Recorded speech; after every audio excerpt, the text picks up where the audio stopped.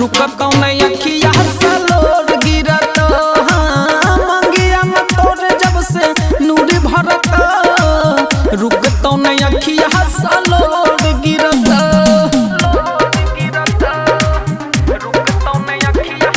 Recording by Rajiv rocks.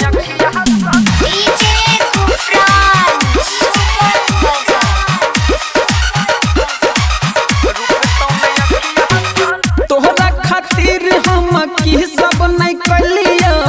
अपन इज्जत हम सबटा बुरलिया तोरा संग में भैया दू दिन पकड़ला को लगले न पता कल है तिलक केला को तोहरा बिना सुने हम जिंदगी जी के की करबो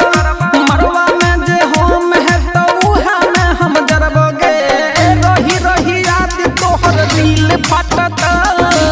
रुकत नहीं अखिया सलोर गिरत है गे मंगिया में तोर जब से नूर भरत रुकत नहीं अखिया सलोर गिरत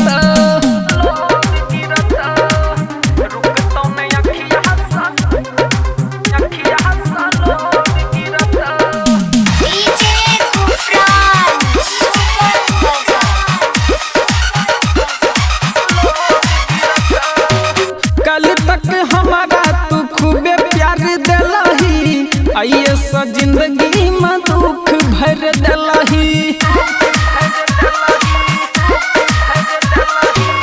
मारे जियो कहै रहियो तोरे संग रहबो सबटा सितम हम तोहर सहबो रोशन संजय के छोड़ी तू जिंदगी नरक बनलही प्रेमी परमानंद से पूजा तू शादी कलही है गे ससुरा में सास तोहर खोबला रत रुकत नहीं अखिया